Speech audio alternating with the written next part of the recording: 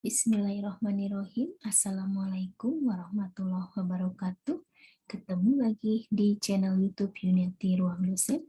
Pada kesempatan ini, Ibu akan menyampaikan mengenai lanjutan dari ketentuan umum dan tata cara perpajakan. Untuk yang kali ini terkait dengan upaya hukum. Ya, baik. Ibu akan share screen terlebih dahulu untuk materinya.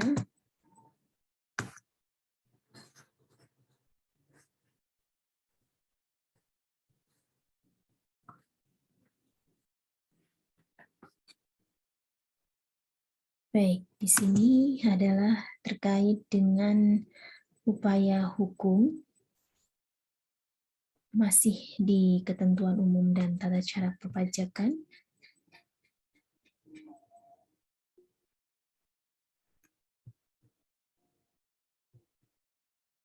Oke, terkait dengan upaya hukum di sini kita ada sengketa pajak. Ya, sengketa pajak ini adalah sengketa yang timbul dalam bidang perpajakan antara wajib pajak atau penanggung pajak dengan pejabat yang berwenang sebagai akibat dikeluarkannya keputusan yang dapat diajukan banding atau gugatan kepada pengadilan pajak, tentunya berdasarkan peraturan perundang-undangan perpajakan. Termasuk diantaranya adalah gugatan atas pelaksanaan penagihan berdasarkan Undang-Undang Penagihan Pajak dengan surat paksa.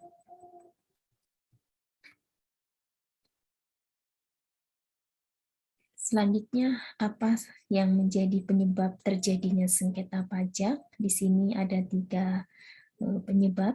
Yang pertama adalah adanya ketidaksamaan persepsi ya atau perbedaan pendapat antara wajib pajak dengan petugas pajak mengenai penetapan pajak terutang yang diterbitkan.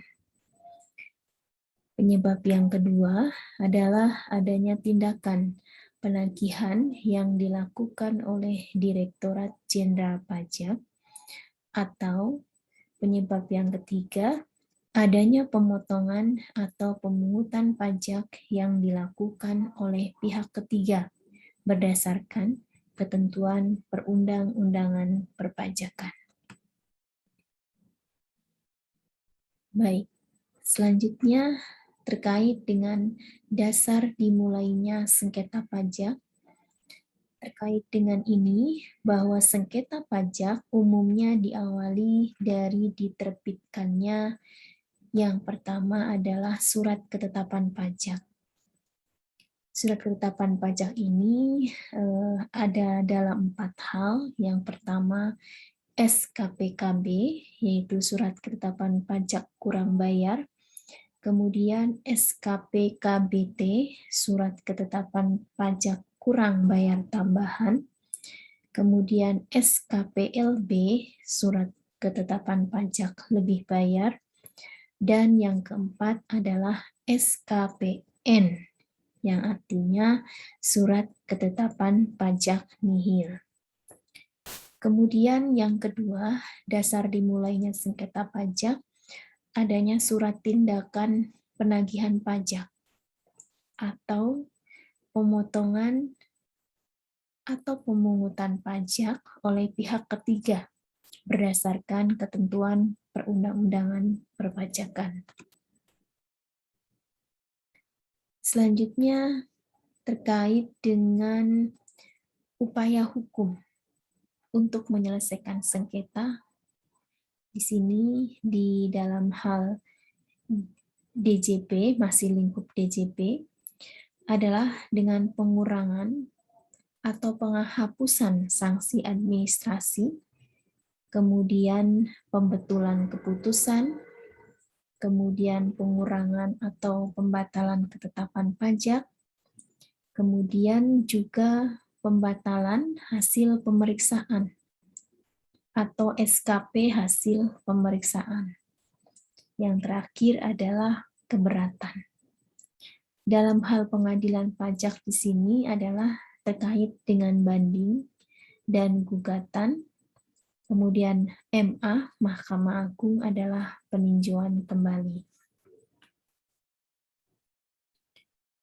Selanjutnya adalah terkait dengan bagaimana sistem penyelesaian sengketa pajak di Indonesia.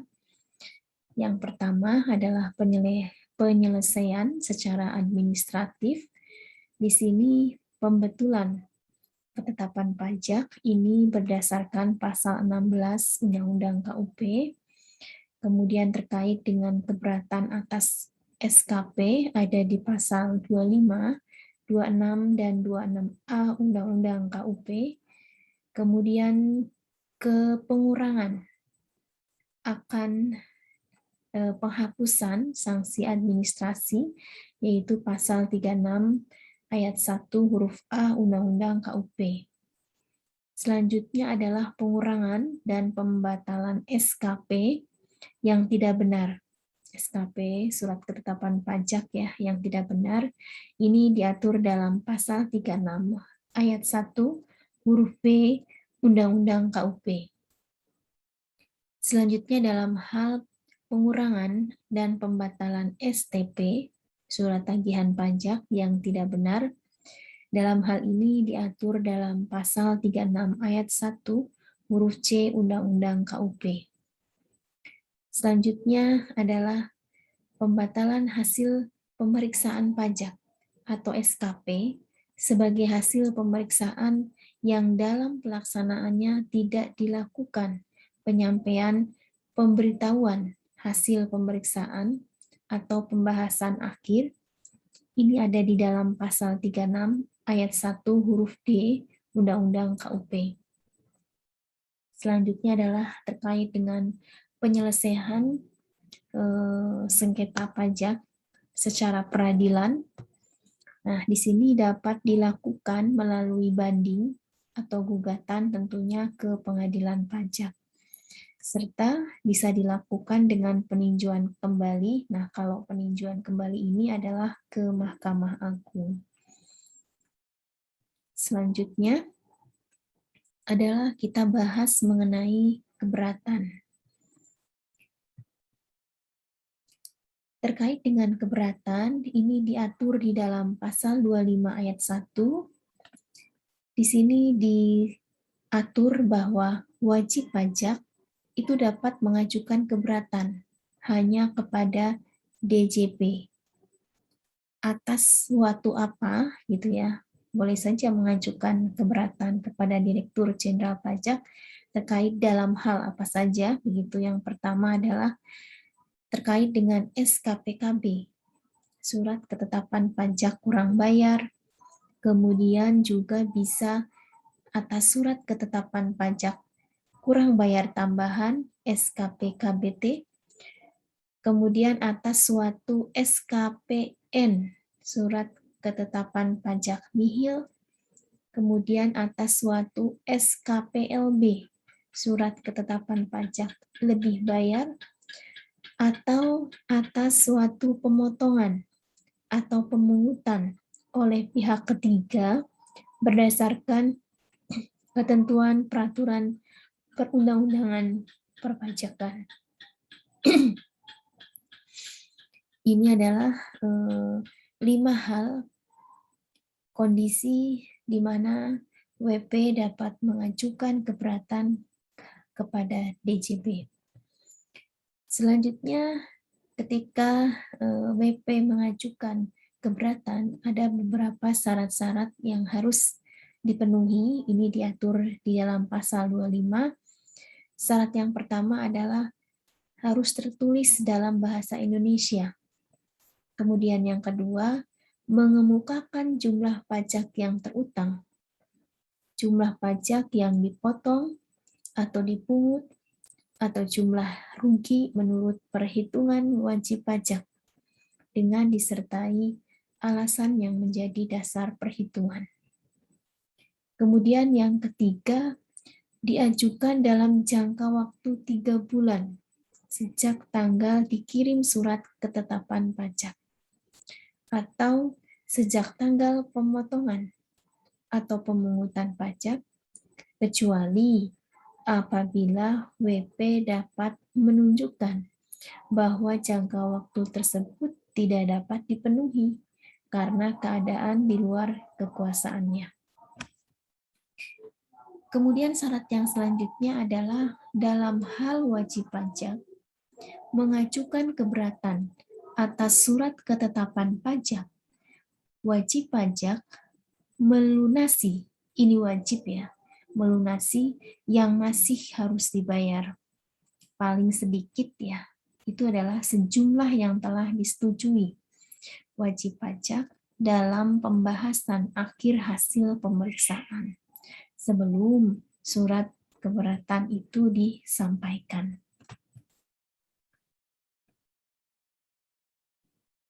Kemudian yang selanjutnya adalah terkait dengan keputusan keberatan.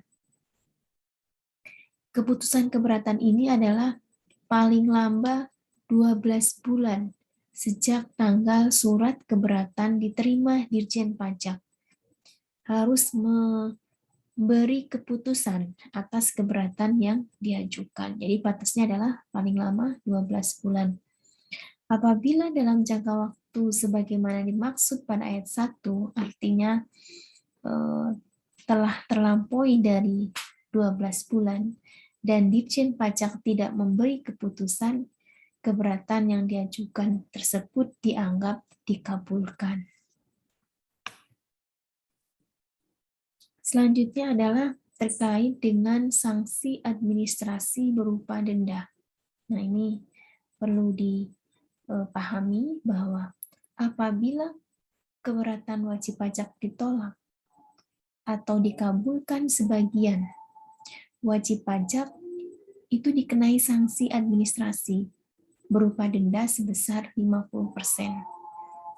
Jadi kalau misalkan keberatannya adalah 50 juta, ternyata ditolak ataupun dikabulkan hanya sebagian, misalkan hanya 25, ini nanti akan dikenakan sanksi administrasi berupa denda sebesar 50% karena keberatannya tidak diterima. Nah, 50% ini dari mana? Dari jumlah pajak berdasarkan keputusan keberatan, dikurangi dengan pajak yang telah dibayar sebelum mengajukan keberatan. Jadi kalau misalkan totalnya 100 juta, kemudian WP keberatan 50, yang 50 sudah dibayarkan sebelum mengajukan keberatan, nah ini nanti 50%-nya adalah jumlah berdasarkan keputusan keberatan. Gitu ya. Misalkan yang di ACC atau yang diterima itu adalah sebesar 80 juta. Nah, 80 juta berarti dikurangi dengan 50 juta, sisanya 30. Nah, ini yang dikenakan denda sebesar 50%.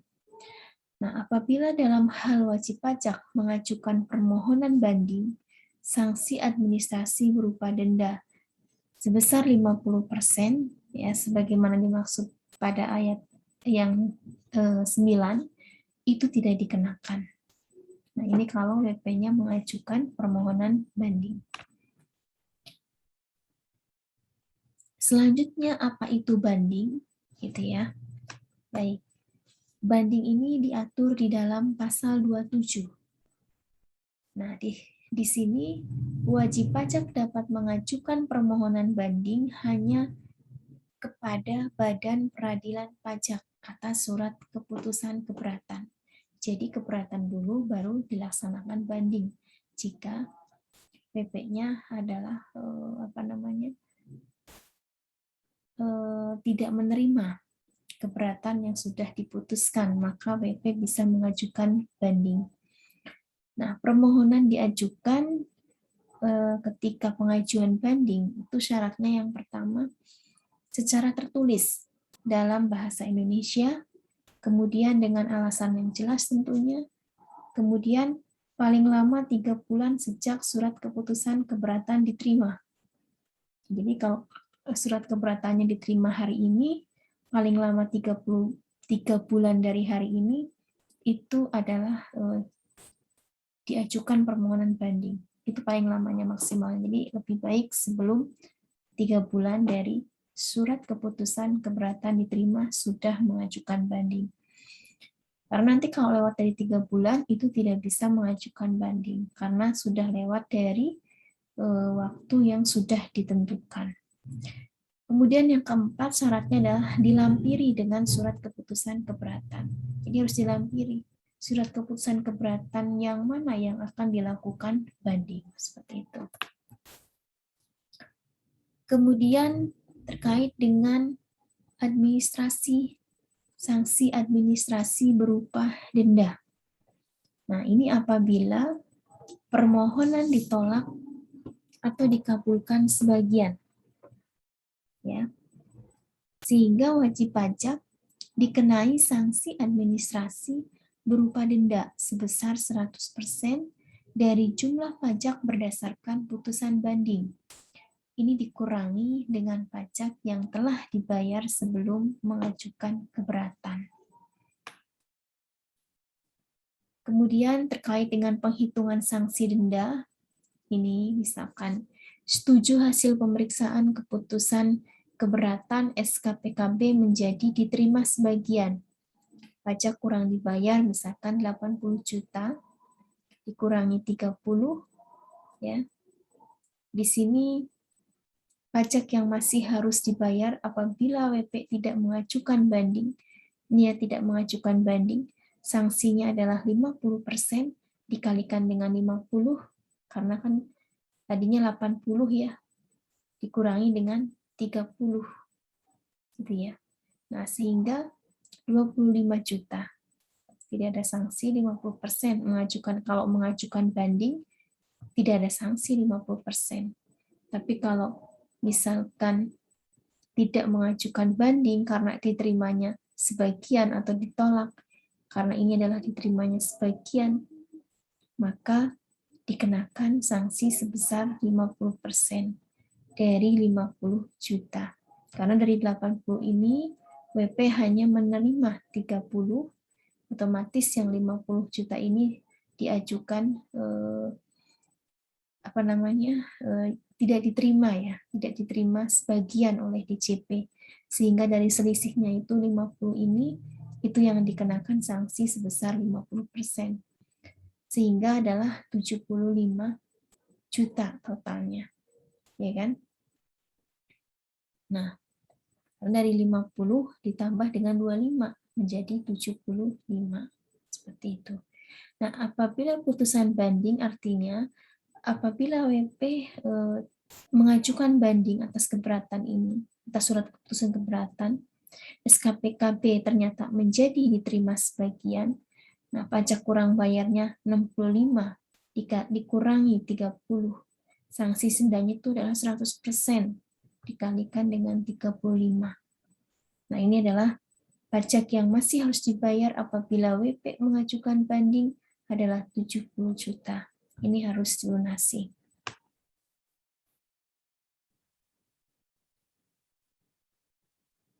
Kemudian adalah setelah keberatan, banding, kemudian gugatan. Nah, di sini yang menjadi objek gugatan, ya Anda bisa lihat di pasal 23 ayat 2 Undang-Undang KUP terkait dengan pelaksanaan, ya SP, SPMP, kemudian pengumuman lelang, ini dijelaskan di dalam pasal 31, pasal 37 ayat 1 Undang-Undang PPSP. Nah, kemudian di sini terkait dengan pasal 23 ayat 2 Undang-Undang KUP, poin yang B-nya adalah keputusan pencegahan. Yang C-nya adalah keputusan terkait pelaksanaan keputusan perpajakan selain pasal 25 ayat 1 dan 26.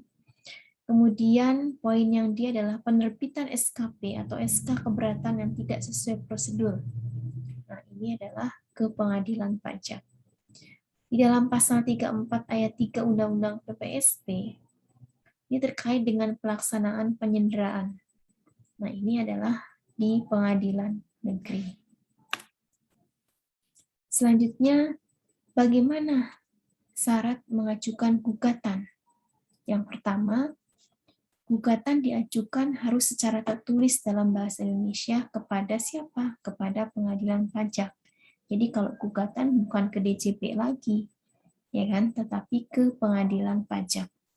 Nah, jangka waktu pengajuan gugatan ini terhadap pelaksanaan penagihan pajak adalah 14 hari sejak tanggal pelaksanaan penagihan.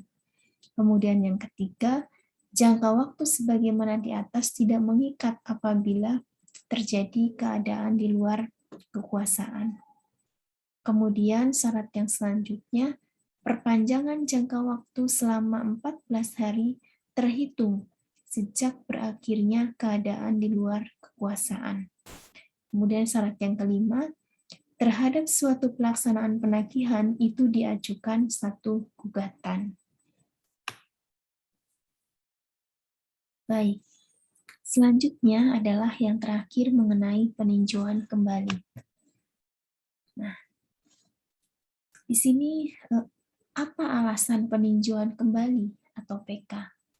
Nah, di sini putusan pengadilan itu didasarkan pada suatu kebohongan atau tipu muslihat pihak lawan yang diketahui setelah perkaranya diputus atau didasarkan bukti yang dinyatakan palsu. Kemudian alasannya terdapat bukti tertulis baru yang penting dan bersifat menentukan, yang apabila diketahui pada tahap persidangan di pengadilan pajak akan menghasilkan keputusan yang berbeda. Kemudian alasan yang selanjutnya, bila telah dikabulkan suatu hal yang tidak dituntut atau lebih daripada yang dituntut, kecuali yang diputus berdasarkan pasal 80 ayat 1 huruf B dan C, kemudian apabila mengenai suatu bagian dari tuntutan belum diputus tanpa dipertimbangkan sebab-sebabnya. Kemudian yang terakhir, bila terdapat putusan yang nyata-nyata itu tidak sesuai dengan ketentuan peraturan perundang-undangan yang berlaku. Nah, ini yang menjadi alasan peninjauan kembali.